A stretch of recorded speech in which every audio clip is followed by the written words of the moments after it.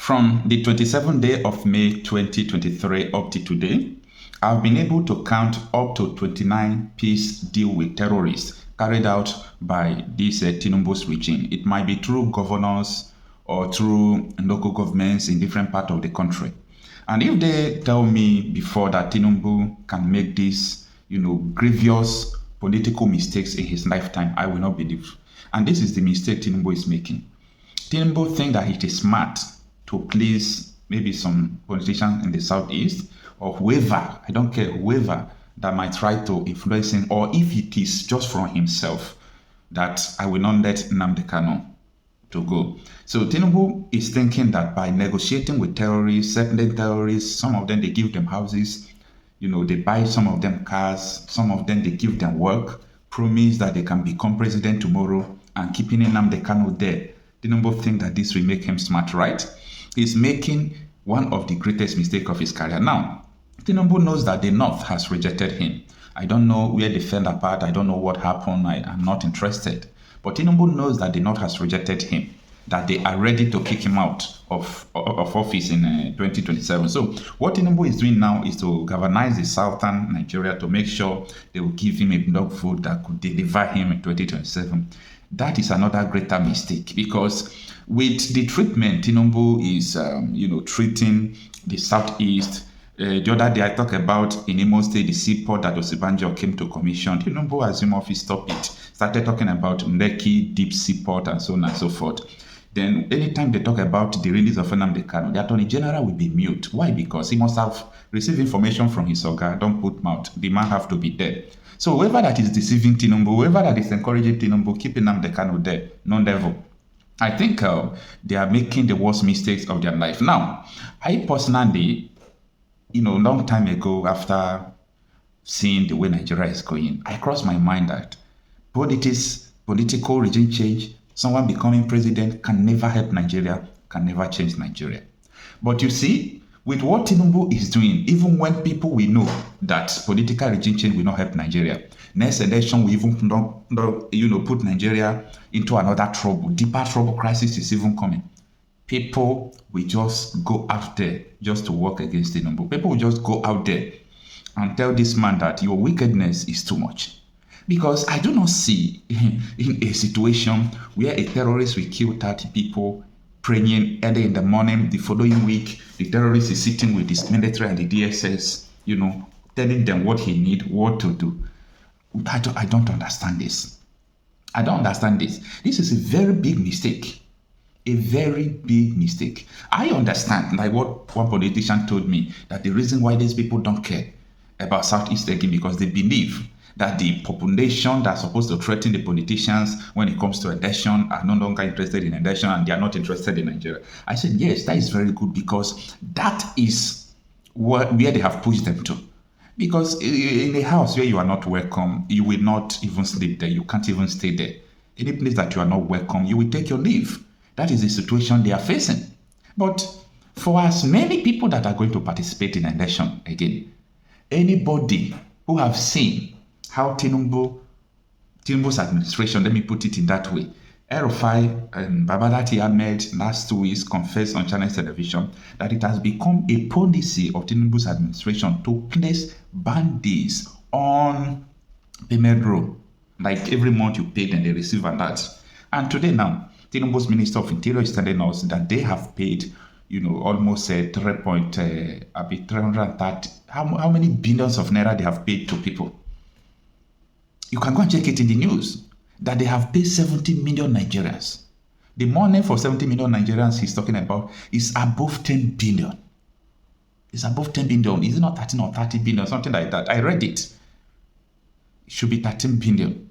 Now, the issue here is this. I'm not sure about the figure. I have to go and read it again. But you can go and verify what I'm saying. Just Google it, or you go to any news media, they publish it. Now, what I'm trying to say is that who are these 71 million people they paid? Is that confirming what Babadati Ahmed and El-Rufai is saying? That Tinubu's administration are paying bandits? Little wonder you see that the government don't react when people are dying. The government don't react. Whatever that is going on in the country is none of their business. They are not interested. See, this mistake Tinumbu is making, it is going to take him back to where he's coming from, politically and otherwise. And for those people in the southeastern Nigeria, I know that we don't have politically active people in the southeast. And that is where these people are having their power, because they know that let us just do it. Once you enter position, you can have a bubago, you can call Asari Dokubo, let them begin to fight them, let them scatter everywhere. We are just okay, we'll call police to guide us. Their main aim just to enter position first. When you enter position, you can do everything. Anybody that have interest, I don't encourage anyone to go and do this. I don't encourage you, don't go and do this, okay? I come here, I share my opinion. Anyone who is interested in politics, you should know what to do. You should know what to do. Because the problem is going to persist. I mean, the problem is going to persist. These people are not ready to repent. Because it is not the duty of the slave masters to save the slaves. It is the duty of the slaves, whether you are going to be free or not. These people, they are not ready. They are not ready to help you. They are not ready to change. It is their wish that let them suppress everybody, so that those oil wells in the southeast, those gas, they can do whatever they want to do with it. Be okay, no opposition, nothing. How many times have you been hearing the voice of Ikenga Imogochiri? He was the only voice that was remaining, shouting, crying, doing this, but they have silenced his voice. Or maybe he's tired.